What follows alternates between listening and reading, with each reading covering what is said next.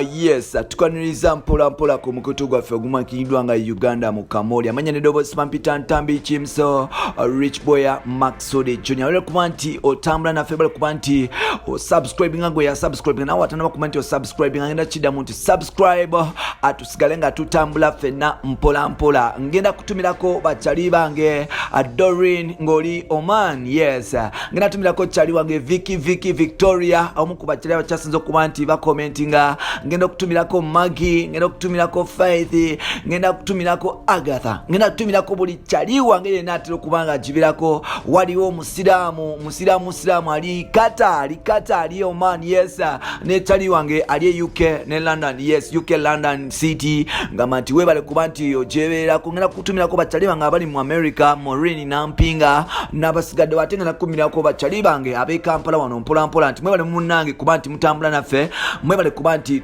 tutambula ffenna mpola mpola. Olunaku lwa leero nkutuusaako bya Bryan White nno asibuddwa mu ddwaliro okuva e Nakasero nga tewali badoctors bagezaako okuba nti batresinga obulwadde kiki ekiruma Bryan White naye balemereddwa. Omusajja ono yagenda mu ddwaliro okuba nti yafunamu obuzibuzibu wali ewaka ewuwe nabwekityo ne bamuddusa mu ddwaliro nga taasulewo atasibawo yali ku mimwa gy'abantu era nga Bryan White abadde atadde obunkenke ku bantu mu ggwanga lyonna. Bryan White nno bagezaako okuba nti bafuna samples ku mubiri gwe okugatta ku mubiri gwe ebitu omusaayi, omusulo, amalusu ne mu bitundu by'ekyama okulaba obulwadde obumuluma naye ng'ate unfortunately bagenza okukizuula nti talina kalwadde konna kamuluma era ng'omusajja ono nabwekityo Nakasero hospital esazeewo okuba nti emusibula nga omusajja ono saawa zino twogerera ali mu maka ge emunyonyo. Ekibuuzo kiri nti lwaki Bryan White abadde ali admitted n'okuba nti bakreatinzeewo pressure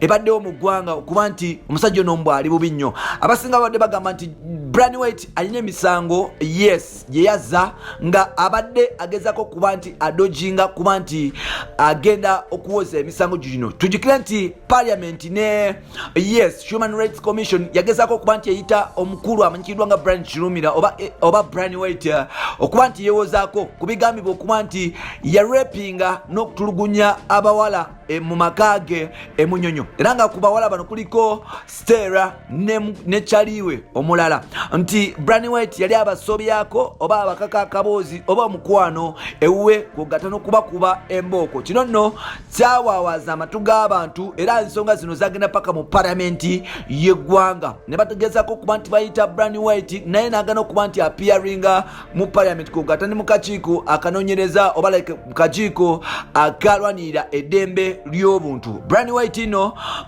kuba nti agezaako okuba nti yedifendinga yagezaako okuba nti atuma ababaka ne baloya be okuba nti bamukiikirira era nga yamaliriza nga ali ku kitanda e Nakasero gy'abaledde obubi ennyo era nga Bryan White yagamba nti yisa n'obubaka n'agamba nti ne bwe mba nfa ne bwe mba nkola ki omukulu amanyikiddwa nga Balamu simwetaaga ku lumbe lwange era simwetaaga mu ddwaliro era seetaaga buyambi bwe mundeka nga nenfa ne waba nga yasigaddewo kuba nti yandeetera obuyambi yeka. Naawe olunaku lwa leero badoctors bakizudde nti omukulu ono talina kalwadde kamuluma era omukulu ono ali mulamu tteke era talina wamuluma wonna. Kino nno kimuwaayo kuba nti agenda okuba nti ayolekeza oba afesinga emisango gye gye yazza because omuntu tomusobola kumusalira musango nga tegunnaba musinga. So n'olwekyo Bryan White alina okuba nti agenda yeewozaako mu kakiiko ka parliament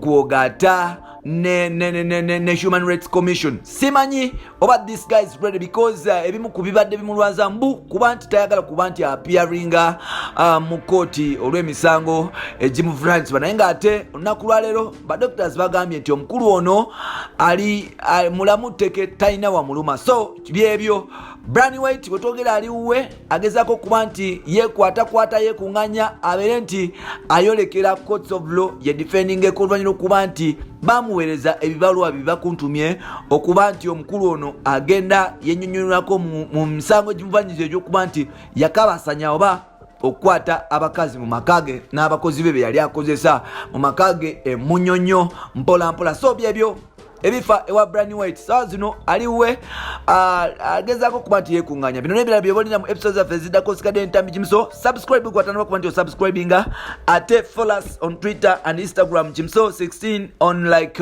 Twitter, then Facebook Ntambi Kimso. Bye bye for now.